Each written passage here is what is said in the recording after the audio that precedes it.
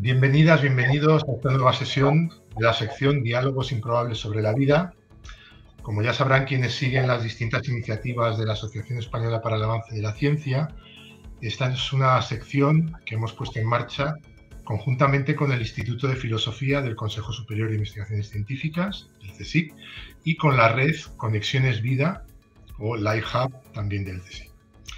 La red de colaboración LifeHub del CSIC tiene como objetivo poner en contacto a grupos del propio CSIC y de otras instituciones interesados en responder a preguntas fundamentales de la biología relacionadas con el origen, la evolución, la diversidad y la síntesis de la vida. A través de esta red, LifeHub, grupos multidisciplinares organizan encuentros, talleres y espacios de trabajo, como el que tuvo lugar el pasado 24 de mayo de este año 2022 en Sevilla, con el título Retos, impactos e implicaciones sociales de la investigación sobre la vida. Pensemos y reflexionemos juntos para actuar. De este encuentro surgió la iniciativa de esta serie de diálogos improbables sobre la vida. El diálogo que se desarrollará a continuación en torno a los conceptos de salud global o de una única salud, o One Health, como se quiera llamar, estará presentado por Emilio Muñoz Ruiz, que es socio promotor de la Asociación Española para el Avance de la Ciencia y presidente de su consejo asesor. Su actividad profesional se desarrolla como profesor emérito vinculado al Departamento de Ciencia, Tecnología y Sociedad del CSIC. Así que sin más voy a ceder la palabra a Emilio Muñoz para que proceda a presentarnos a las tres extraordinarias ponentes con las que contamos hoy y a dar comienzo al diálogo. Adelante, Emilio, por favor, cuando quieras.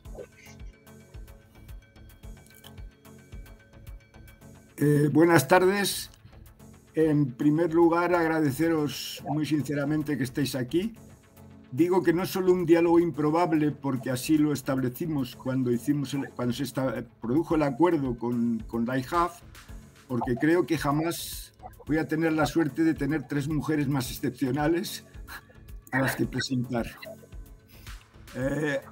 Ana de la Torre es una persona que trabaja directamente en el tema que hoy nos preocupa, porque bueno, esta cuestión de una salud global, es una cuestión que creo que está cerca de todas las actividades que ella puede desarrollar en su relación con el Centro de Seguridad de Valdeolmo, ¿no?, del CSIC, INIA y CSIC.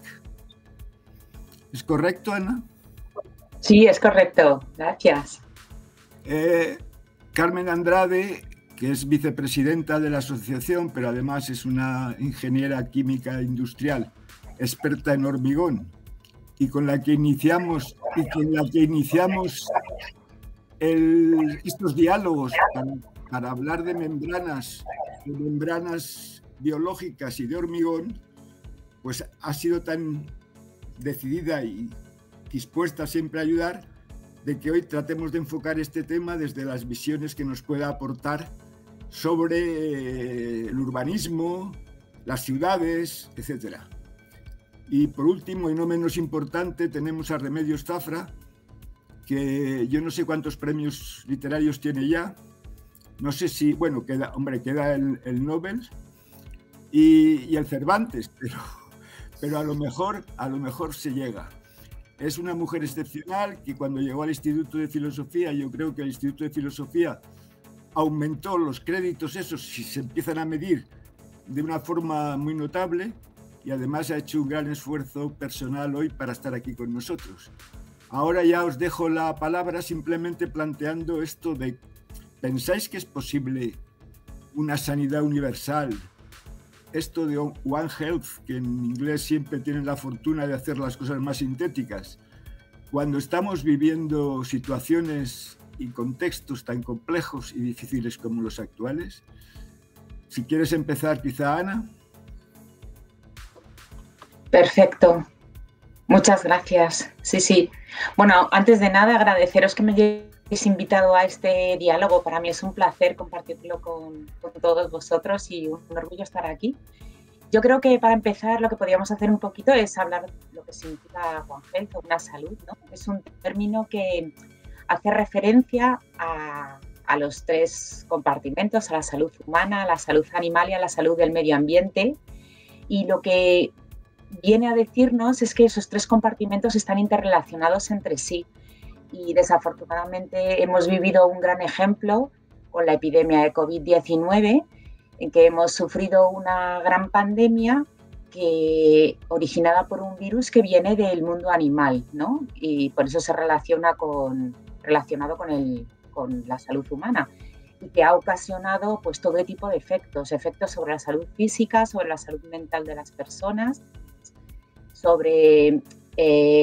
ha tenido repercusiones también sociales y económicas. Y otro ejemplo sería lo que llamamos nosotros la pandemia silenciosa, que es otra gran pandemia que vivimos en la actualidad, que no la ocasiona ningún patógeno, sino las resistencias antimicrobianas, y que se ha originado como consecuencia durante todos estos años de un uso excesivo de antibióticos, tanto en salud humana como en salud animal, y que ocasiona pues 4 veces más muertes que los accidentes de tráfico en la actualidad. Y el medio ambiente también participa, digamos, en esta pandemia, porque es reservorio de estos genes de resistencia y puede favorecer su transmisión. Entonces, el One Health nace realmente como una estrategia de lucha, y lo que viene a decir es que para luchar contra las pandemias y tener un buen nivel de salud, es necesario que ese equilibrio entre el compartimento humano, animal y el medio ambiente, pues que realmente se respete, porque si rompemos ese equilibrio es cuando empiezan a ocurrir pues grandes repercusiones como estas pandemias. De forma que si luchamos o salvaguardamos la salud de cualquiera de los tres compartimentos, estamos salvaguardando la salud de todos ellos. Y hay grandes ejemplos de que todo esto está comunicado. Por ejemplo, sabemos que la contaminación del aire mata a más de 7 millones de personas en el mundo al año, y que 9 de cada 10 personas están respirando niveles altos de partículas o de gases contaminantes. Esto es un buen ejemplo de ello, ¿no? Y cómo debemos enfrentarnos o cómo debemos luchar frente a todo esto. Bueno, pues la lucha tiene que ser coordinada, tanto a nivel político como institucional, a nivel de todos los profesionales, pero también a nivel de la sociedad. Entonces, aquí quizás yo creo que hay una frase muy buena, a partir de la cual podemos empezar a conversar, que dice que nosotros, que todos somos actores y partes en este One Health, y que para ello debemos tomar conciencia. Cada uno de nosotros somos responsables de nuestros actos, pero somos corresponsables de lo que toleramos. Entonces, a mí este término de One Health me hace reflexionar, me hace plantearme muchas reflexiones, y la primera de ellas estaría relacionada con qué soluciones podemos intentar abordar que permitan conciliar este tema de One Health con el desarrollo social y económico, por ejemplo. Muy bien, muchas gracias, Ana. Carmen, ¿te animas? Sí, me animo a primero daros las gracias a Jesús y a ti por la invitación. Cuando lo hiciste, yo me planteé y dije, ¿qué hago yo en este tema de salud? Que soy de la construcción y del hormigón. Pero luego, claro, me he dado cuenta que no, que al revés. Os lo agradezco mucho porque, claro, la construcción en algunos casos se llama ambiente construido.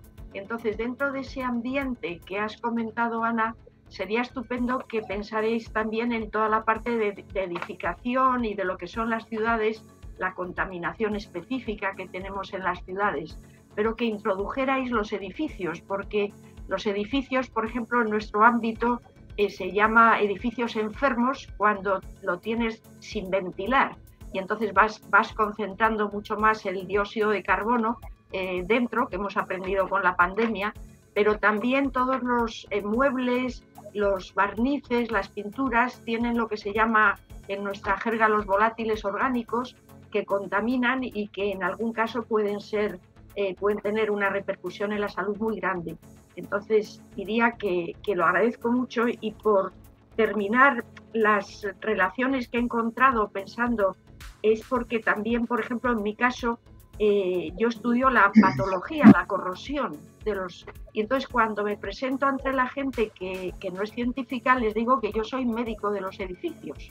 Por lo tanto, entiendo que sí, que hay en estos diálogos improbables encontramos todas las conexiones posibles. Entonces me sumo totalmente a lo que has dicho de la salud global, entendiendo en ello y desde mi perspectiva todo lo que tiene que ver con el ambiente construido. Muchas gracias, Carmen. Remedios, tú que eres la preocupación, la voz de la sociedad, la voz de la sociedad desde un análisis siempre profundo. Y quizá también desde el malestar. Bueno, os agradezco muchísimo esta conexión improbable, que para mí es un foco de relación de ideas y también de inspiración, y ambas aportaciones me hacían pensar en cómo la salud tiene para muchas personas, y me incluyo entre ellas, una lectura de cómo la sociedad ha cambiado en los últimos tiempos. Yo creo que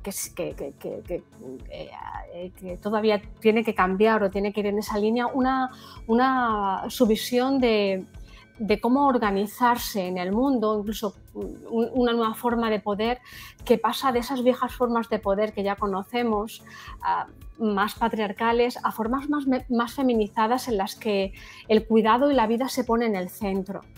Cuando escuchaba a Ana en relación a ese cuidado del planeta, la salud tiene que ver con el cuidado del planeta como forma también del cuidado propio, del cuidado de cada una de las personas que estamos en el planeta. Y me parece que es muy llamativo cómo, paralelamente a la conciencia de la vulnerabilidad del planeta que caracteriza nuestros días, unida a la vulnerabilidad también, a la conciencia de vulnerabilidad de nuestros cuerpos, que especialmente después del brutal zarandeo de la pandemia hemos sentido, y pareciera que esa visión que predominaba en muchas personas, ese sentir que casi somos invencibles, o que la vida hay que vivirla como si no hubiera final, de pronto nos da esta grandísima lección de interrelación, de salud y de cuidados. Yo creo que esa conciencia que ha calado a fuerza de haberla sufrido cada uno de los habitantes del planeta de distintas maneras, está siendo paralela a un cierto bloqueo a la hora de intervenir. Y quiero con esta idea apuntar una de las grandes dificultades que yo creo que hay en la sociedad contemporánea para afrontar de una manera constructiva y propositiva, como nos gustaría en esta conversación, y como le gustaría, yo creo, que a la mayor parte de las personas hacer esa forma de afrontar estos problemas, pero pienso que hay un bloqueo que a mí me recuerda mucho en gran medida a la manera en la que Freud en el malestar en la cultura habla de esa contradicción implícita a la hora de culpar a la cultura tanto de la ansiedad que sufrimos, cuando la propia cultura es la que nos proporciona esos grandes avances para sobreponernos, y grandes avances tanto en salud como en tecnología que hoy nos permitirían grandes logros. Pero esa contradicción a la que se refería Freud, me parece que claramente está más que nunca, porque convive con una gran ansiedad de no saber cómo, de sentirnos impotentes a la hora de afrontar de una manera colectiva estos problemas. Y en este sentido pienso que cuestiones como la normalización de la precariedad en el contexto social y la manera en la que la tecnología pone sobre la mesa una respuesta muy rápida a todo aquello que nos perturba, y nos perturba cómo abordar esta salud del planeta y esta salud humana y esta interrelación. Y la tecnología creo que nos pone al alcance de lectura opciones muy rápidas que dificultan pensar más calmadamente y de una manera más articulada a nivel social posibles soluciones. Y me refiero a esas esas medidas como pueden ser esos botones que permiten apagar lo que perturba y entretenernos y, digamos, responder ante lo que nos inquieta con la gran saturación que hoy caracteriza nuestra vida frente a las pantallas y con formas de sentir que estamos siempre ocupados encadenando vida-trabajo o vida que se parece más a trabajo y trabajo que acontece en los espacios donde vivimos, como son las habitaciones conectadas.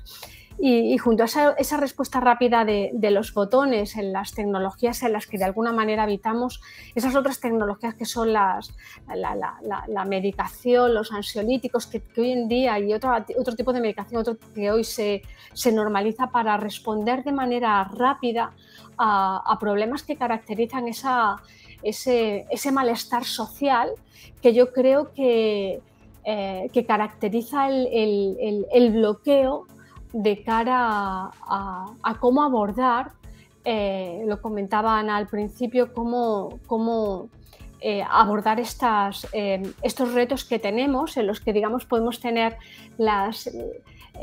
una serie de ideas claras respecto a lo que querríamos hacer, pero después nos encontramos con esas dificultades cotidianas que nos limitan a la hora de llevar a la práctica nuestra implicación en lo colectivo, por un lado, y nuestra profundización en los problemas, por otro lado, dado que no se favorecen esos tiempos para pensar. Emilio y Jesús y yo, que trabajamos en los ámbitos del pensamiento y de la filosofía, nos encontramos diariamente con cómo el espacio dedicado al pensamiento y a las humanidades es cada vez más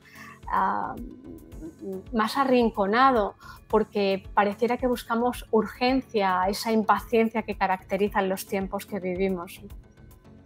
Muy bien, muchas gracias. ¿Queréis alguna reacción por vuestra parte a las palabras? Sí, sí. A mí me llama mucho la atención eso, justamente el cómo nos enfrentamos con la tecnología, con los mensajes, con todo lo que nos está llegando en este mundo en que todo ocurre a la velocidad de la luz y que estamos expuestos a tanta información y que muchas veces esa información hace, pues justamente lo que comentabais antes, que apaguemos, ¿no? El flujo de información para sentirnos de alguna manera seguros o aislados. Esto me hace reflexionar, porque muchas veces a los científicos nos dicen que tenemos que comunicar para concienciar, en este caso, sobre el problema de una sola salud. Vale. Hay que concienciar de que esos tres compartimentos se tienen que mantener en equilibrio porque los tres están interconectados entre ellos y cualquier cosa que ocurra en el medio ambiente o en el mundo animal también va a afectar al ser humano. Esto es correcto, pero yo creo que también es muy importante que nosotros individualmente en esta sociedad de hoy en día, que es tan individual, lo que tenemos que hacer es conectar al individuo, a cada uno de nosotros, con ese mensaje para que no solo nos concienciemos, sino que además nos motivemos y nos pongamos manos a la obra, es decir, que tengamos hábito de cuidar esos tres compartimentos. Y es verdad que en la sociedad actual, y me incluyo dentro de esa gran sociedad, respondemos muy bien, yo creo, ante problemas agudos, ¿no? En la pandemia, cuando nos dijeron hay que quedarse en casa, todos nos quedamos en casa. O cuando ocurre cualquier otro tipo de adversidad, por ejemplo, una gran catástrofe ambiental como fue el Prestige, todo el mundo respondemos al unísono y somos muy empáticos con el problema y todos queremos ayudar. Pero yo creo que el tema de una sola salud, como muchos otros a los que nos estamos enfrentando en la sociedad de hoy en día, son temas que no solo necesitan el agudo, sino que también necesitan una respuesta en el crónico. Y ese crónico, si lo pensamos, yo creo que es difícil que estemos ahí, porque estamos ante la inmediatez de la información, la inmediatez de las respuestas, y lo que tenemos que estar es en el continuo, crear un hábito. Y ese hábito quizás sea lo que nos cueste un poquito más. Sobre todo porque voy a linkear con otro tema que también me preocupa, y es que normalmente los mensajes que recibimos en el tema de Una Sola Salud y en muchos otros temas son informaciones alarmantes. O sea, nos dicen ejemplos como que el 23% de la mortalidad del mundo está relacionado con factores ambientales, que la contaminación del aire, del agua, los productos químicos, el cambio climático, la pérdida de calidad del hábitat, de espacios verdes, pues hace que esto se eleven por encima de lo normal los índices de mortalidad. Nos dicen que de 3 de cada enfermedades infecciosas que sufrimos son de origen animal, que muchas de ellas son nuevas y que estamos muy expuestos. Nos dan un montón de información. Aquí tengo otro dato, por ejemplo, dice que el cambio climático está relacionado con 250.000 muertes al año. Bien, todos esos mensajes sirven para que nos despertemos, pero si nosotros tenemos que hacer algo, yo creo que para concienciar y motivar, hoy en día también la emoción es un canal de comunicación muy importante. Entonces, emocionémonos también de los logros que conseguimos. Y un logro muy importante que a mí siempre me gusta contar es que España es un ejemplo en la lucha frente a la pandemia silenciosa de las resistencias antimicrobianas. España era uno de los países que al principio de los planes de lucha frente a las resistencias antimicrobianas, era uno de los países de Europa que más antibióticos utilizaba y uno de los países con un mayor éxito de tasa de reducción de antibióticos, que se han reducido hasta un 50% en humano y creo que hasta un 75% en animal. Y muchas de esas acciones se han desarrollado a partir de las instituciones implicadas y de las empresas y del sector ganadero, y la mayoría de los planes son planes voluntarios. Entonces, estamos ahí y debemos sentirnos orgullosos de nuestros logros, comunicarlos, para quizás a través de la emoción, yo espero que podamos conseguir sentirnos orgullosos e incorporar esta lucha en una lucha de día a día. Muy bien, muchas gracias, Ana. Carmen, tienes ahí un territorio absolutamente increíble, porque este debate entre urbanismo de una forma, urbanismo de otra, ciudades, las ciudades en este momento yo creo que son un problema serio a reflexionar, muy serio, aparte de lo que tú planteabas de los edificios, que me parece sí, yo creo que con las ciudades estamos tropezando desde hace tiempo. Sí, a ver, aparte del tema de las ciudades, que ahora lo acometo, quería comentar sobre lo último que decía Ana, de lo crónico, porque yo creo que el mayor problema, o sea, los objetivos están claros y entre ellos es el no agotar los recursos del planeta, que a mí es personalmente lo que en este momento más me ha impactado de cómo se ha planteado a nivel, en lo que vosotros decís, en la ansiedad que comunican. Pero el problema es que hay varias vías para ello. Entonces, en lo crónico, el problema es discutir si es mejor una que otra o si hay varias. Entonces, hay que adoptar cualquiera, la que tengas más cerca, y claro, es muy importante la administración, como tú ponías de ejemplo, ¿no? Si de repente hay algo que dice, no, esto funciona, la gente nos alineamos. El problema es que se habla de las renovables, por ejemplo, o se habla de otras energías y no está tan claro que esos sistemas vayan a mejorar con respecto al actual. Entonces, como hay varias vías, nos sentimos desconcertados y a veces no vamos en ninguna, ¿no? Y en el tema de las ciudades, gracias Emilio, de ello, yo por ejemplo siempre me ha parecido que es mucho más normal o humano el vivir en casas tipo lo que es lo americano, que tienen un downtown central donde está todo el tema de negocios, digamos muchos digamos tiendas, y luego viven en un ambiente mucho más natural, sin grandes edificios de altura, etcétera. Pero claro, eso exige toda la parte de las instalaciones, de llevar la luz, llevar el agua, y luego todo el tema del tráfico, el tráfico y todo lo que es el transporte. Entonces, los arquitectos, yo siempre les he oído que lo mejor es las ciudades muy, muy juntas, porque eso es más barato. Pero yo creo que ha llegado el momento de que ya no sea lo más barato lo que marque, sino justo lo que tú has dicho, que a mí me hace pensar más allá de la idea que yo tenía, que es, hace falta una única salud. Salud de las personas, salud mental, salud de los edificios, que los cuidas mucho más si es tuyo, si hay poca gente en el edificio, porque ya vemos las dificultades de las comunidades de vecinos, ¿no?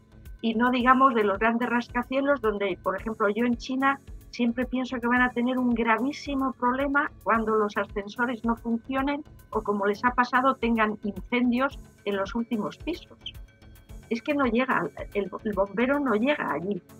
Entonces, estas macrociudades, yo creo que, y claro, ahí están mucho los urbanistas y los arquitectos municipales planeando, ¿no? Madrid Norte, por ejemplo. Pues tendríamos que pensar en un Madrid Norte para los ciudadanos, pero vemos que es más bien un negocio de unos cuantos que han visto aquel terreno y que lo tenían pensado, ¿no? O de otras circunstancias. Entonces yo creo que en la parte de la salud global sí que Emilio y Jesús lo han debido ver. Toda la parte del diseño de ciudades y del diseño del transporte es muy, muy fundamental. Muchas gracias. ¿Quieres también decir algo, Remedios? Sí. A raíz de las intervenciones de Carmen y de Ana hay muchas ideas que bueno, voy a intentar resumir, pero quería compartir en relación a lo comentado por Carmen. Yo creo que en ese reto de pensar una salud y de pensar, yo creo que tendemos a pensar lo vivo y a veces pensar en lo no vivo, y en lo no vivo me refiero al espacio, al edificio. Esos espacios en los que vivimos son parte de lo vivo y forma parte de esa reflexión necesaria sobre las formas en las que vivimos, que nos cuidamos, y en las formas en las que cuidamos nuestra salud y en las que cuidamos al planeta. Por tanto, yo creo que en esa complejidad que requiere ese abordaje cada vez más complejo de cómo enfrentar el mundo que habitamos, la inclusión de los espacios que vivimos como ese contexto material que nos facilita o nos perjudica, la salud es esencial. Yo uniría, para mí la palabra espacio siempre va muy unida a la de tiempo. Los espacios ayudan o dificultan también las gestiones de los tiempos, y creo que el tiempo es una de las grandes dificultades de la salud humana contemporánea, las formas en las que gestionamos a nuestro pesar o con muchísimas dificultades los tiempos en relación a las expectativas y a cómo organizamos nuestra vida. Pero quería enlazarlo también con Ana ha comentado varias ideas que me parecen muy importantes y que a mí me encantaría firmarlas todas ellas, porque creo que las ha planteado con esa lucidez que necesitamos de cara a cómo afrontar esta situación. Sin embargo, cuando ella planteaba la pregunta de cómo concienciar y de la necesidad de lanzar esa información y de motivar, yo creo que pasa en la sociedad contemporánea que ante ese exceso de datos e información que tenemos y que desde que vivimos en el mundo conectado caracteriza nuestra vida, el exceso se convierte a menudo en una forma no solo de censura, como decía Paul Virilio, sino también de ceguera, que dificulta ver. Y efectivamente las estrategias para motivar y para comunicar con eficacia son muy importantes, pero hacía un énfasis que me llamaba mucho la atención y me recordaba a Simone Weil, la filósofa Simone Weil, cuando en La condición obrera decía que como ejercía determinada presión sobre las personas, presión que yo en este sentido entiendo como presión positiva de zarandear a las personas, de motivar a las personas para concienciarlos sobre la importancia de lo que tenemos en juego. Decía ella, cuando ejercemos determinada presión hay un punto en el que ya no generamos rebeldía, sino que generamos sumisión. Es decir, en lugar de conseguir que la gente se despierte, se alíe, como pasa en muchos movimientos ciudadanos y como pasa, yo creo que ella también lo ha especificado muy bien, cuando hay tragedias, enseguida nos unimos, pero esas tragedias logran aunar una visibilidad y un foco que sabemos que es caduco, que dura el tiempo que dura. Y el problema en esa, además, yo creo que está muy bien visto cuando ponemos el acento en la necesidad de convertir en algo transversal o crónico esa necesidad de interpelar y de dar una importancia constante a la salud. Pero creo que justamente eso que tenemos muy claro se da de bruces con un contexto, con un mundo en el que el hecho de haber cedido parte en gran medida el poder democrático al poder económico, o el hecho de que vivamos en un mundo donde el poder económico se sobrepone al poder democrático, y que esos espacios que nos facilitan la comunicación y nos debieran, yo creo que en tanto debieran ser más espacio público que espacio privativo, como en las redes sociales en la que en la mayor parte de los casos acontece la comunicación, y que se dejan llevar efectivamente por los afectos y la emoción como eje central de la comunicación, pero justamente no para ese bien que aquí buscamos o ese objetivo que aquí proponemos, sino justamente para enmascarar de ese objetivo el objetivo que realmente tiene la mayor parte de empresas sobre las que se sostiene Internet, que es un objetivo monetario, de conseguir mayores beneficios. A mí me da la impresión de que paralelamente en esta necesaria interrelación de cuestiones de las que hablamos, para mejorar en el mundo los temas relacionados con la salud del planeta, la salud global, también tenemos que avanzar en esos logros democráticos de crear espacios de diálogo que realmente sean espacios públicos y sociales, donde no estemos regidos por los vaivenes de los líderes tecnológicos que controlan algorítmicamente incluso qué es lo más visto, qué es lo que tiene más o menos visibilidad, porque curiosamente esas buenas noticias que aquí querríamos poner en valor y poner como foco de atención son las que pasan más desapercibidas, porque yo creo que una cuestión muy importante que se ha asentado en los últimos tiempos es que esos sistemas de valor en los que antes podían convivir formas de valor muy diversos, donde estaba el valor de dotar de sentido, de hacer algo bueno para la sociedad, ahora hay una primacía en torno a quién crea valor y a qué tipo de valores, que es la primacía del mercado. El mercado crea el valor en los medios a través de lo más visto, haciendo equivaler lo más visto a lo más valioso, pero haciendo también que en ese más visto, que es el que acumula más audiencia y más visitas, más ojos, digamos, más impacto, ahí se congrega tanto lo más esperpéntico, lo más solidario,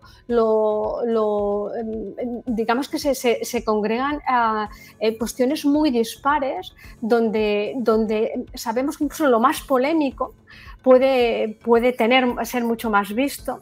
Y esta es una cuestión que interesa mucho en el ámbito de la filosofía y de la comunicación, el ver cómo esa manipulación de la información y de la comunicación en estos espacios oscila a favor de quienes buscan una audiencia a costa de apoyarse en sentencias que movilizan o que van a lo afectivo, pero que no llevan detrás razones. Y yo en ese sentido quisiera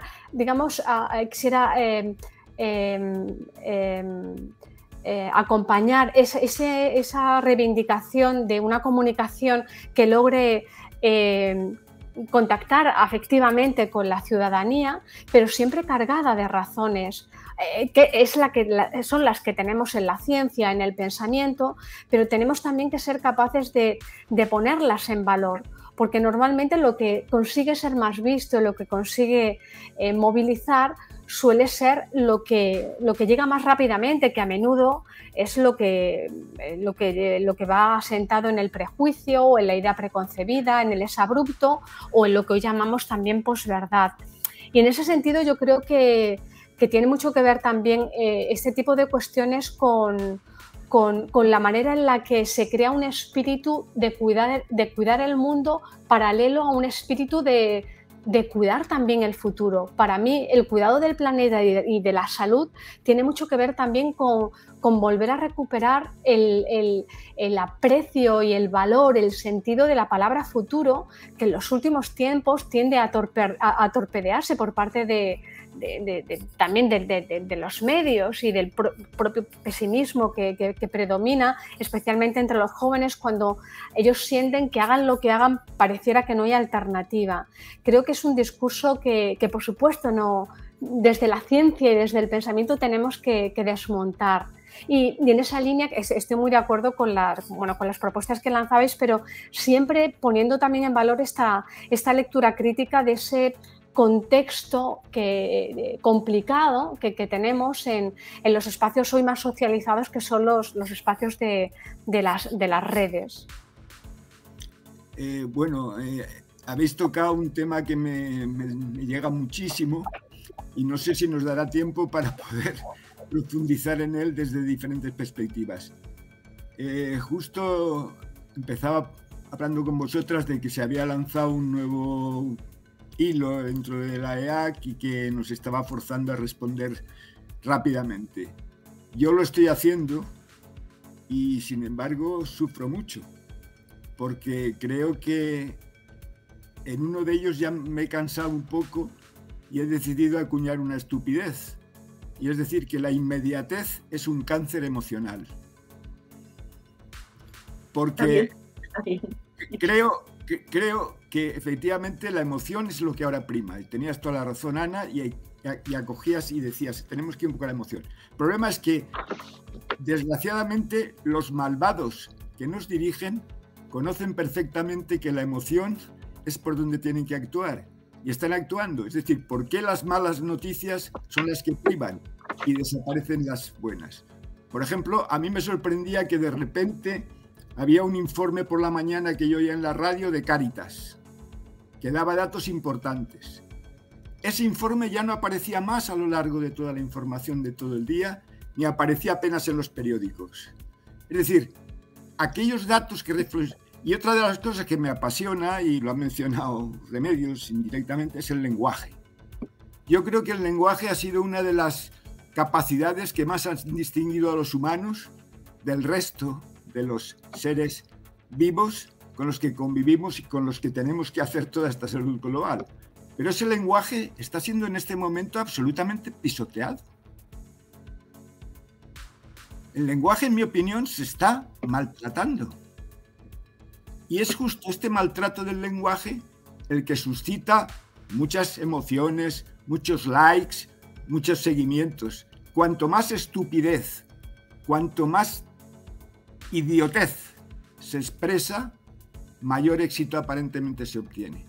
Entonces creo que lo que tenemos que hacer es esto que estabais planteando, de una salud global, de alianzas lo más globales posibles, que tenemos que juntarnos mucho y sobre todo pensar, y esto sí que insisto, ya se ha tocado, los jóvenes. Yo he tenido la agradable experiencia en este año de ver que en los 2 seminarios que he dado online, que mantengo en la Escuela de Minas y en la Universidad de Málaga, los jóvenes me han sorprendido. Eran muchísimo más reflexivos de lo que habían sido en otros años y eran bastante más reflexivos de lo que es cualquiera con el que uno se encuentra ahora. Ayer me vinieron a arreglar un aparatito de una ampliación que tengo para controlar mi fotovoltaica y vinieron 2 jóvenes, uno que se confesó que era británico y otro colombiano, y me pasé los 10 o 15 minutos más interesantes de conversación que he tenido en toda la semana, a pesar de que me reúno a veces con gente como vosotros o vosotras, que puede ser muy interesante. De verdad. Nos despedimos dándonos la mano y diciendo ha sido un placer. Ellos, estos 2 chicos, 2 trabajadores, porque bueno, pues, y esta persona que es un pensador. Y cuando les dije que era filósofo me dijeron, ¿y usted tiene cosas escritas por ahí? Y digo, bueno, pues si entráis en internet igual conseguís algo.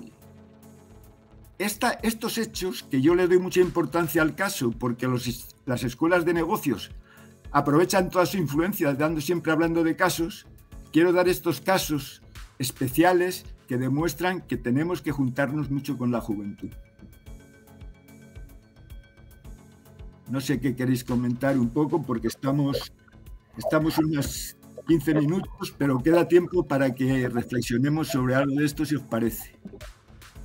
Yo estoy muy de acuerdo, Emilio, esto que planteas, tanto el mirar a la juventud, que ha sido muy vapuleada por esa tendencia también a describir y a acotar la juventud como la generación que no tiene futuro, que va a vivir peor que sus padres, y que a fuerza de martillearlo pareciera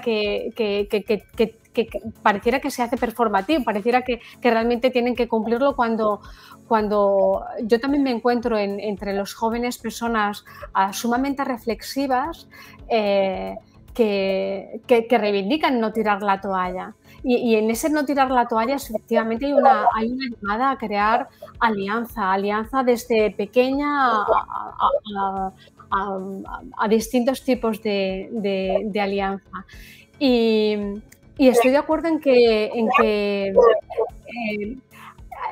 ellos y nosotros, realmente yo creo que todos los que habitamos de una manera normalizada en los medios, tenemos ese gran cáncer que es la inmediatez, la prisa, como yo os digo que es un invento capitalista, porque esa prisa dificulta conversar con las personas y dificulta crear esa costura comunitaria de pequeños lazos de empatía, a veces de amabilidad, que lleva a la empatía, con los que poder generar esa comunicación de la que hablaba Ana para ir concienciando.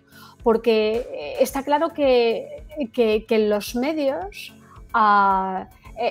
necesitamos algo subversivo, necesitamos algún tipo. Yo creo que ahí, y lanzo esta idea, ya me callo, yo creo que ahí también la alianza con el arte, el arte contemporáneo ya no es el arte que ilustra la época, sino que es el arte que piensa la época. Y en el arte contemporáneo se utilizan determinadas estrategias creativas que creo que pueden ser también interesantes para pensar cómo hackear, cómo intervenir de una manera activa estos medios, apropiarnos de ellos, o cómo favorecer crear otros para que esos diálogos sean posibles y para que esa concienciación y esa motivación sea posible. Ana, Carmen. Ana. Sí, yo estoy totalmente de acuerdo. Vamos, es más, yo llevo muchos años trabajando con alumnos, sobre todo con la ESO. Es el rango de edad con el que más contacto he tenido y me gusta mucho trabajar con ellos porque son muy proactivos, pero realmente es la comunidad donde van a estar todos los futuros componentes que dirijan nuestra sociedad dentro de unos años. Ahí van a estar profesionales de todo tipo y condición, y ahí es donde debemos nosotros calar un mensaje para que ellos lo puedan asumir y puedan, digamos, que dar una vuelta, ¿no?, a esa sociedad con ese mensaje en la mano. Pero es que además soy tan fan de ellos que muchas veces pienso que a la hora de comunicarnos sería mucho más fácil si nosotros nos comunicáramos con ellos y ellos hicieran una revolución para tomar todos los medios, incluyendo los más grandes, contar con sus propias palabras cuál es el problema, qué es lo que se puede hacer y desde su propia experiencia qué acciones se pueden tomar. Porque quizá nosotros ya tenemos saturados todos los canales de comunicación, ¿no? Incluso desde la propia ciencia a veces llegan mensajes diferentes y desde el nivel político institucional pues pasa exactamente lo mismo. No diferentes, sino para ellos diferentes, porque estamos hablando de diferentes aspectos de una misma cosa. Y solo el ejercicio de reunir toda esa información y poder sintetizarlo para mandar un mensaje único y claro, muchas veces es muy difícil. Vamos, yo les pasaría la palabra. Pondría en marcha un plan para que comunicaran hacia esa futura sociedad dentro de 2 días y a lo mejor de esta manera poder cambiar las cosas. Nosotros somos muy mal ejemplo, ¿eh? Cuando incluso contamos, no digo nosotros los científicos, digo nosotros los adultos. Incluso cuando, por ejemplo, aparece una noticia como hay un paisaje maravilloso, el paisaje kárstico más alucinante a 2 horas de Madrid, o visita la cascada más alta o la cascada con más agua en el paraje más increíble. Ahí podemos ver que todos vamos a visitar esos sitios, pero podemos ver que todos lo han visitado por el nivel de acción humana que se ve, de basura y de todo que hay en ese lugar, ¿no? Entonces, para mí eso es un ejemplo de cómo los adultos vamos cuidando tampoco el medio ambiente como nos cuidamos a nosotros, ¿no? Y quizás los jóvenes podrían ser una bandera para comunicar de forma más sencilla y más directa todo lo que queremos comunicar. Sí, los jóvenes están muy concienciados porque ellos van a heredar en el futuro el mundo que les dejemos, entonces ellos son conscientes, pero yo veo también que tienen un nivel de desconcierto muy grande por toda esta, digamos, lluvia de distintas ideas y distintas posibilidades que se les ofrecen. Y yo me gustaría volver a la idea que yo por lo menos la intento trabajar, que es aquello que es, digamos, te da rendimiento, porque todo el mundo buscamos el tener más rendimiento, más dinero, más de algo.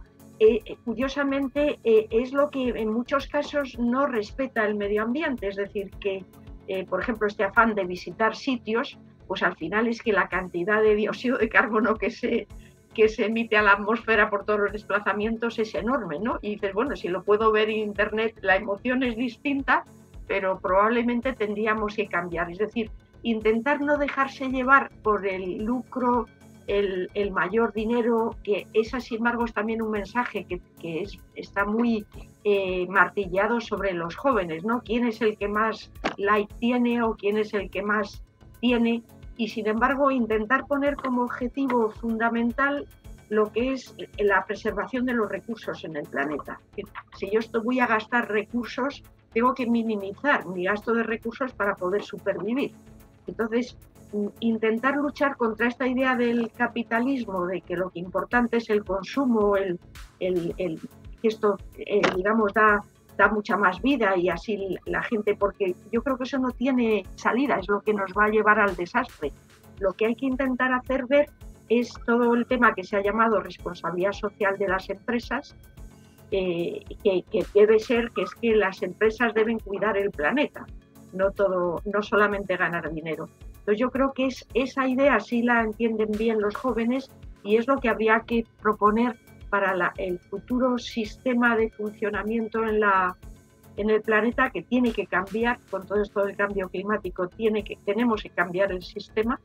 El otro día en los correos comentaba Higinio lo del decrecimiento y claro, se dice, bueno, los países que no están desarrollados no les puedes decir que decrezcan. No, a ellos no les vamos a decir que decrezcan, tenemos que decrecer nosotros, no los países que todavía no se han desarrollado. Para que ellos se puedan desarrollar tenemos que decrecer los que ya estamos haciendo un uso de recursos excesivos, ¿no? Y entonces, en ese sentido, yo creo que la salud, que por cierto hay una gran inquietud ahora por la salud personal, todo lo que es la cuestión estética tiene un gran boom. Yo me sorprendo cuando oigo las estadísticas de todas las operaciones de estética que se hacen, lo cual demuestra una gran preocupación por la salud individual. Entonces hay que extenderlo a la salud de todo lo demás, como Ana nos decía al principio, entre ellos la salud del planeta. Lo dejo aquí para no extenderme porque Remedios quiere intervenir. Sí, estupendo, Remedios. No, es que lo que estáis diciendo me parece tan interesante y además esto que está comentando Carmen creo que es una de las claves es una de las claves del problema que debiéramos poner bien grande y es tan fácil de escenificar como el más. Efectivamente, yo creo que el más rige nuestra vida y el más es el símbolo del capitalismo, de ese capitalismo que nos lleva a producir más, a consumir más, a desear más, a hacer más. El más es lo que anima a que concatenemos todo tipo de actividades y que el placer ya en el hacer y en el trabajo sea no el hacer bien y con sentido, sino el por fin he terminado, ¿no? Porque es como esa presión que moviliza nuestros días, pero que moviliza también las lógicas de deseo y las lógicas que predominan en estos contextos de los que hablamos, donde además en el contexto de los más jóvenes, yo creo que es justamente también el más vulnerable porque fácilmente esos que son compañeros en el instituto, en la universidad y que viven como compañeros y que jugaban como compañeros, muy rápidamente se convierten en rivales en cuanto en los estudios se ve la expectativa de los estudios como trabajo, y entonces se empieza a entrar en un hilo de precariedad que, a mi modo de ver, impregna la práctica totalidad de la vida, no solamente la precariedad en los trabajos que favorece ese individualismo competitivo donde se dificultan los lazos entre iguales y por tanto se dificultan esas alianzas de compañeros porque ya están compitiendo por trabajos a veces mal pagados o no pagados, y se les ve fácilmente en esa línea de bajo esas presiones capitalistas cuyos mensajes calan cargados a veces de afectos, de esas emociones instrumentalizadas por el capitalismo en relación al hazte a ti mismo, tú puedes hacerlo, que ponen mucho énfasis en el yo, muy poco énfasis en el nosotros, ¿no? Yo creo que el bajar ese más, que es el que de alguna forma ilustra el valor del mercado, el hacer más para que la maquinaria siga activa y para que la desigualdad siga enriqueciendo a los que tienen más y, digamos, manteniendo activos y hasta cierto punto anestesiados a la ciudadanía. Yo creo que es como un punto de mira sobre el que podemos actuar, y me parece que enlaza muy bien con esta idea que comentaba Ana de dar la palabra a los jóvenes, porque ciertamente a menudo utilizamos determinados canales o determinados códigos que generan como un cierto rechazo o una distancia con los jóvenes. Y a mí también me ha pasado que determinadas cuestiones que yo hablo, por ejemplo, con mis sobrinos, apenas llego a calar, apenas llego a la superficie, pero cuando lo ven en series o en cómics o en otro tipo de imaginario o en videojuegos, y yo creo que está también a nivel de ser propositivos y de aportar ideas, infiltrarnos en los imaginarios para crear esos modelos de responsabilidad con el cuidado del planeta y de responsabilidad por la salud, aprovechar todos los canales e imaginarios que tenemos, pero como comentaba Ana, el valernos de sus palabras, ¿no? El ser capaces de que ellos lo puedan contar con sus palabras y que puedan acceder también a quienes se lo cuentan con esas palabras que para ellos son palabras más cercanas y más empáticas. Bueno, estamos llegando al final y creo que tenemos que cumplir, porque esta es una de las cosas que siempre nos recomienda el responsable de comunicación. Yo creo que, bueno, yo lo he pasado muy bien, he estado muy a gusto, y a lo mejor lo que creo es que a ver si sustituimos el signo más por el signo igual. O menos. Eso sería a lo mejor otro diálogo improbable sobre la vida o alguna otra forma de debatir, pero quizá menos máses y más iguales. Esto sería un poco quizá el mensaje. Esa sería una bonita propuesta, yo creo, Emilio, el menos de menos con más valor, con más sentido, pero el igual, por supuesto, ¿no? Más igual. No, pero menos consumismo, o sea, menos tener cosas superfluas, menos viajes en muchos momentos. Es decir, que yo creo que claramente el menos tiene un hueco, no solo el igual. Perfectamente, porque eso será quizá lo que consigamos a lo mejor acercarnos a lo de salud global, que era sí, es que no hay otra. El objetivo que nos reunía hoy. Así que ha sido un placer y espero que tengamos muchas más ocasiones de poder disfrutar de momentos como este. Muchas gracias. Un placer también para mí, Muchas para haberos conocido y tratado. Estupendo, muchas gracias. Muchas gracias, un placer.